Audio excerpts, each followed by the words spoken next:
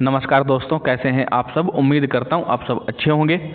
आज का सेशन बहुत ही महत्वपूर्ण रहने वाला है। हमारी जो प्रीवियस ईयर की श्रृंखला चल रही है 2011 से 2021, उसके अंतर्गत आज हम लोग 2019 के पेपर को सॉल्व करेंगे। 2019 के पेपर में जो हिंदी का सेक्शन था आज उसको देखेंगे। चलिए प्रश्नों की श्रृंखला को शुरू करते हैं। प्रीवियस ईयर बहुत ही महत्वपूर्ण भूमिका निभाता है, इसमें कोई संदेह नहीं है। आप सभी लोग प्रीवियस ईयर पढ़ रहे होंगे, आपको पता है कि इतने प्रश्न रिपीट हो चुके हैं एक से दूसरे पेपर में, तो स्वाभाविक है आपके पेपर में भी रिपीटेड प्रश्न आएंगे। तो चलिए देखते हैं पहले प्रश्न को। पहला प्रश्न आपकी स्क्रीन पे है। प्रकाशन वर्ष की दृष्टि से डॉक्टर हरिवंश राय बच्चन की रचनाओं का सही क्रम क्या है। आपको डॉक्टर हरिवंश राय बच्चन की रचनाओं का सही क्रम बताना है। तो सबसे पहले इनकी पुस्तक मधुशाला प्रकाशित हुई थी। हरिवंश राय बच्चन दारू नहीं पीते थे, शराब नहीं पीते थे। रचना को देख करके ये न सोचिए कि ये कोई शराबी थे, इसलिए इन्होंने ऐसी रचना लिखी है। मधुबाला ये कब प्रकाशित हुई थी? 1936 में। एक हर साल एक पुस्तक लगभग है। मधुकलश 1937 में।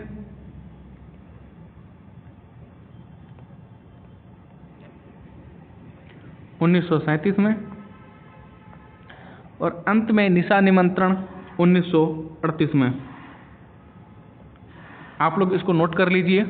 इनकी रचनाओं का क्रम आप लोगों को याद होना चाहिए, बार बार पूछा जाता है। चलिए अगले प्रश्न को देखते हैं। हम लोग बहुत ही आसान तरीके से प्रश्नों को सॉल्व करते हुए चलेंगे। ऋजु का विलोम शब्द क्या है? तो ऋजु का अर्थ क्या होता है? तो ऋजु का अर्थ होता है सीधा। ऋजु का अर्थ क्या होता है? सीधा। और सीधा का जो विलोम होगा वो क्या हो जाएगा? टेढ़ा या तिरछा। तो वक्र माने क्या होता है? टेढ़ा या तिरछा। तो सही आंसर हमारा डी हो जाएगा। अगले प्रश्न को देखते हैं हम लोग। निम्नलिखित विकल्पों में से किस विकल्प में विशेषण का निर्देश अशुद्ध है? दूसरा, ये क्रमवाचक है। 2.5 अपूर्णांक बोधक है। 26 पूर्णांक बोधक है। सही। और हमें क्या बताना है? अशुद्ध। गलत। वह नौकर है कोई विशेषण नहीं है, बल्कि यहाँ पे जो वह प्रयोग हुआ है वह क्या है? ये सार्वनामिक विशेषण है। कौन सा विशेषण है? सार्वनामिक विशेषण है।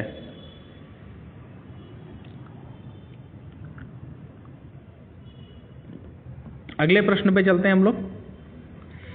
आप भला तो जग भला वाक्य में सर्वनाम के किस भेद का बोध होता है?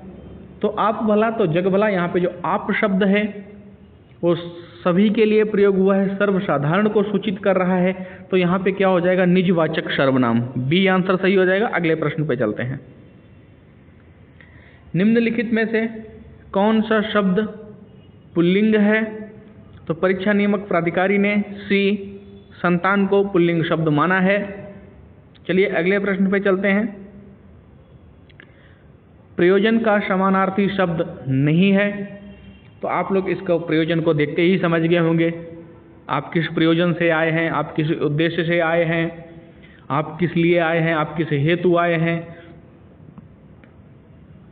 तो उद्देश्य क्या हो जाएगा? सही होगा। और हमें क्या बताना है? गलत। प्रयोजन का समानार्थी शब्द नहीं है। तो हेतु क्या हो जाएगा? आप किस हेतु आए हैं? सही है। आप किस लक्ष्य के लिए आए हैं, किस उद्देश्य के लिए आए हैं। लेकिन नियोजन शब्द नहीं है प्रयोजन का अर्थ। तो सही आंसर भैया कौन सा हो जाएगा? डी आंसर सही हो जाएगा, नियोजन, क्योंकि हमसे गलत पूछा गया है। अगले प्रश्न पे चलते हैं। सुमेलित कीजिए। हिंदी साहित्य सम्मेलन कब हुआ था? काशी नागरी प्रचारणी सभा की स्थापना कब या गठन कब हुआ था? राष्ट्रभाषा प्रचार समिति, इसका गठन कब हुआ था? तो आप लोगों को सुमेलित करना है। तो हिंदी साहित्य सम्मेलन कब हुआ था? हिंदी साहित्य सम्मेलन 10 अक्टूबर 1910। तो फर्स्ट का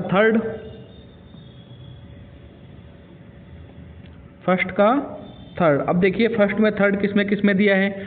ए में दिया है और सी में दिया है। तो दो तो हमारे अपने आप ही ऑलरेडी कट जाएंगे। अब हमें कितने बचे हैं? 2 बचे हैं। काशी नागरी प्रचारणी सभा की स्थापना कब हुई थी? तो इसकी 1893 में हुई थी, तो सेकेंड का फर्स्ट हो जाएगा। अब सेकेंड का फर्स्ट किस में है, सी में दिया है, तो सी आंसर हमारा सही हो जाएगा। अब एक ही बचा है, आप लोग खुद उसको सुमेलित कर लीजिए भैया। इसको भी बता दूं, काशी राष्ट्रभाषा प्रचार समिति 1936 है, लेकिन यहाँ पे क्या दिया गया है, यहाँ पे गलत ऑप्शन दिया गया है, लेकिन परीक्षा नियामक प्राधिकारी ने सी को सही आंसर माना है, तो हमें परीक्षा नियामक प्राधिकारी के अनुसार ही चलना पड़ेगा। लेकिन आप लोग इसको सही कर सकते हैं। महात्मा गांधी और राजऋषि पुरुषोत्तम दास टंडन की प्रेरणा से वर्ष 1936 में वर्धा में राष्ट्रभाषा प्रचार समिति की स्थापना हुई थी। कब हुई थी, 1936 में। लेकिन परीक्षा नियामक प्राधिकारी ने सी को सही माना है, क्योंकि 2 आंसर सही मिल रहे हैं, तो स्वाभाविक है फिर यही होना चाहिए। चलिए अगले प्रश्न पे चलते हैं। तुलसीदास के रचनाकार कौन हैं, तो इसके रचनाकार हैं सूर्यकांत त्रिपाठी निराला। डी आंसर सही हो जाएगा।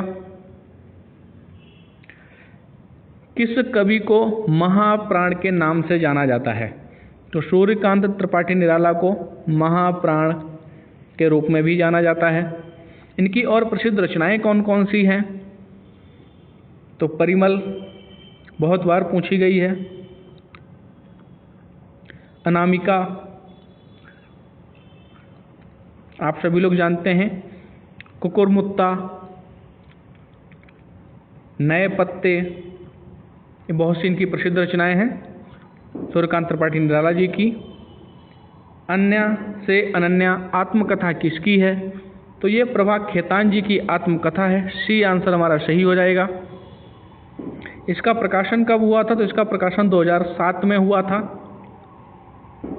आत्मकथा में कोई भी इंसान हो वो चीज़ें लिखता है जो समाज को नहीं पता होता है। प्रभा खेतान जी ने भी इसमें वो चीज़ें वर्णित की हैं जो समाज में लोगों को नहीं पता थी। प्रभा खेतान जी ने भी ऐसी बहुत सी चीज़ें लिखी हुई हैं अपनी आत्मकथा में जो समाज को नहीं पता थी। उनकी आत्मकथा आने के बाद साहित्य जगत एक बार चौंक गया था, सभी लेखक लोग चौंक गए थे कि ऐसा भी हो सकता है। प्रभु जी तुम चंदन हम पानी, ये जो कविता है, ये कुछ लाइनें हैं, कविता है, इसकी लगभग सभी लाइनें रिपीट हुई हैं। इसलिए मैं इसकी पूरी कविता आप लोगों को चाहता हूँ कि आप लोग उसको याद करके रखें। ये रैदास जी की है, सी आंसर सही हो जाएगा। लेकिन ये पूरी कविता हर लाइन लगभग 1 से 2 बार पूछी गई है। चलिए इस कविता को मैं लिख देता हूँ आगे। ये है, अब कैसे छूटे राम नाम रट लाई, एक बार ये लाइन आई हुई है, इतनी ही लाइन आई हुई है। फिर ये अभी देखो आई थी आप लोगों के सामने, प्रभु जी तुम चंदन हम पानी। फिर एक ये आई हुई है, जाकी अंग अंगवास शमानी, तो ये बहुत बार आई है।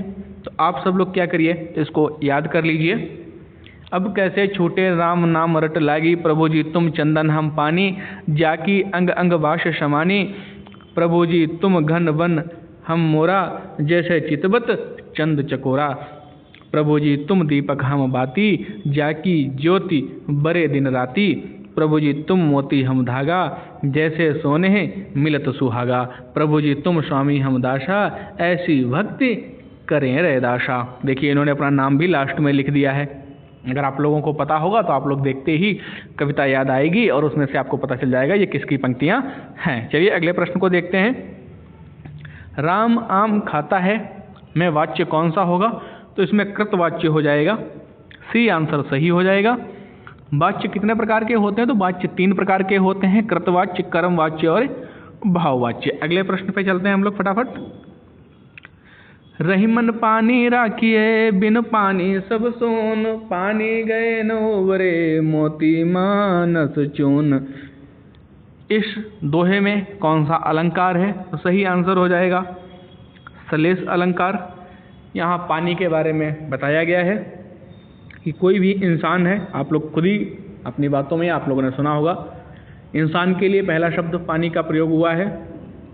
पानी गए न उबरे मोती, अर्थात अगर मोती है उसकी चमक चली जाएगी तो उसका कोई मूल्य नहीं है। मनुष्य का अगर पानी नहीं है, मनुष्य के अंदर पानी नहीं है। उस लोग कहते हैं ना कि आप आँखों का पानी मर गया, अर्थात वो इंसान बेकार है। उस दूसरा है चून के लिए, अर्थात चूना या आटा, अगर पानी नहीं मिलाओगे तो आटा आप गूंथ नहीं सकते, चूना किसी काम का नहीं है। तो पानी गए न उबरे मोती मानस चून, अर्थात पानी के बिना इंसान, मोती, चूना, आटा, इनकी क्या है, कोई भी वैल्यू नहीं है। तो एक ही शब्द के क्या हैं, बहुत सारे अर्थ छिपे हुए हैं, तो इसलिए इसमें कौन सा हो जाएगा, सलेश अलंकार हो जाएगा भैया, शब्द चिपके हुए हैं इसमें। निम्नलिखित में से कौन सा शब्द शुद्ध है, सही लिखा हुआ है, आपको वो बताना है। तो अंगना बी आंसर सही है।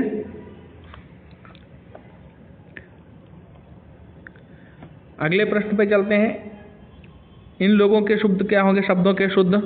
चांद कैसे शुद्ध लिखा जाता है, तो चांद में चंद्रबिंदी ऊपर आ जाएगी। अंक में चंद्रबिंदी हट के सिर्फ बिंदी रहेगी। आँख में चंद्रबिंदी आ जाएगी। ये तब सही होंगे, अभी ये गलत हैं। चलिए अगले प्रश्न पे चलते हैं। आप लोग अच्छी तरीके से समझ रहे होंगे। जिन लोगों को चैनल पे प्रश्न अच्छे लग रहे हैं सब्सक्राइब कर लें, कमेंट अवश्य करें कैसा रहा आज का सेशन। निम्न में से किस शब्द की वर्तनी सही है, सन्निधि शब्द सही कैसे लिखा जाएगा, तो सी आंसर सही हो जाएगा। इसमें मात्रा पीछे से लगी इसलिए ये गलत हो गया है।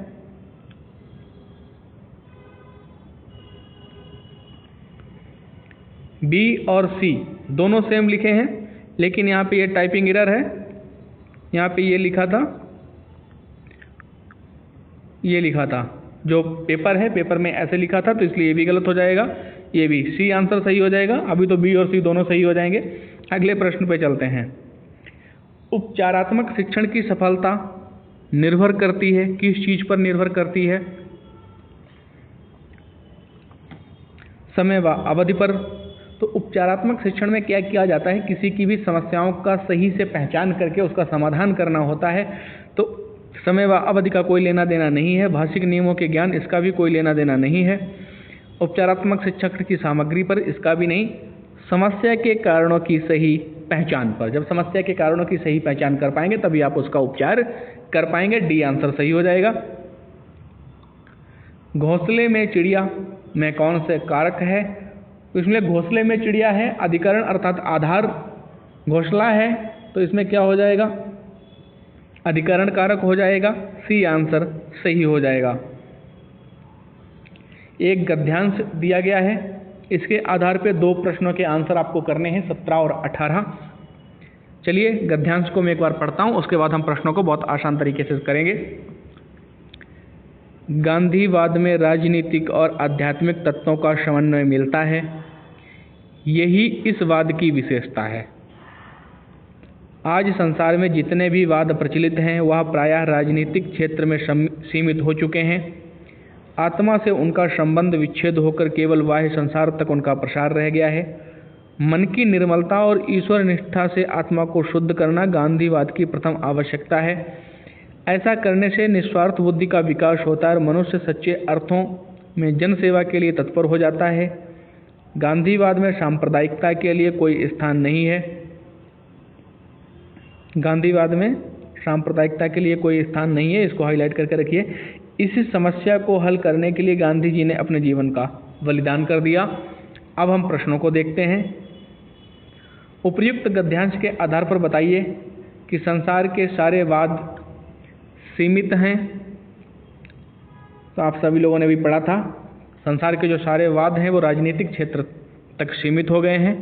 बी आंसर सही हो जाएगा। एक बार अगर आप लोग अच्छे से गद्यांश को पढ़ लेंगे मन से, तो फिर बार बार गद्यांश को जाकर के पढ़ने की ज़रूरत नहीं पड़ेगी। बस एक बार उसको समझ लीजिए। कहीं कुछ डेट्स हैं या ऐसी कुछ मेन पॉइंट्स हैं तो उनको पहले से ही आप लोग हाईलाइट करके रखिए, जिससे आपको पता रहेगा कि ये चीज़ें कहीं ना कहीं पूछी जाएंगी। इसीलिए इतना प्रिफिक्शन दिया गया है इसमें। अगले प्रश्न को देखते हैं। उपर्युक्त गद्यांश में गांधीवाद का आधार किसे बताया गया है? तो गांधीवाद का जो आधार है वो राजनीतिक और आध्यात्मिक तत्व को बताया गया है। बी आंसर सही हो जाएगा। चलिए अगले प्रश्न पे चलते हैं। आप लोग अगर देखना चाहते हैं तो इसको मैं दिखा भी देता हूँ। इसमें क्या लिखा था, गांधीवाद में राजनीतिक और आध्यात्मिक तत्वों का समन्वय मिलता है। पहली ही लाइन में है, गांधीवाद में राजनीतिक और आध्यात्मिक तत्वों का समन्वय मिलता है। कनुप्रिया के लेखक कौन है, रचनाकार कौन है? बहुत ही प्रसिद्ध रचना है धर्मवीर भारती जी की। डी आंसर सही हो जाएगा। धर्मवीर भारती की और भी बहुत सारी रचनाएं हैं जो बार बार पूछी जाती हैं। एक तो अंधा युग बहुत बार पूछी जाती है, ट्रेंडिंग। कनुप्रिया, अंधा युग, ठंडा लोहा, ये बार बार पूछी जाती हैं। चलिए अगले प्रश्न पे चलते हैं। प्लुप्त स्वर कौन सा है? तो आप सभी लोग खैर बचपन से ही पढ़ते आ रहे हैं। ए आंसर सही हो जाएगा, ओम। अगले प्रश्न पे चलते हैं। निम्नलिखित में से कौन सा शब्द तद्भव है? तो सही आंसर हो जाएगा खेत। ए आंसर सही हो जाएगा हमारा। अगले प्रश्न पे चलते हैं। प्रभु, नाथ, त्रिकुटी, ये शब्द कैसे हैं? ये तत्सम है। कैसे हैं? तत्सम शब्द हैं। अगले प्रश्न पे चलते हैं। निम्नलिखित में से कौन सा शब्द देशज है? देसी। आप लोग जो बोलते हैं ना चाय वाय, वो कैसे गिर गया? धड़ाम से गिर गया। तो धड़ाम शब्द जो है ये कैसा है? देशज शब्द है। बहुत से शब्द आप लोग जानते हैं कि इधर उधर से आ जाते हैं। कुछ हमारे देसी शब्द हैं, जैसे कंटाप मार देंगे, गुरुजी वर्ड का फेमस डायलॉग, तो ये देशज शब्द याद आएंगे। छछूंदर के सिर पर चमेली का तेल, इसका अर्थ होता है अयोग्य व्यक्ति को अच्छी चीज देना।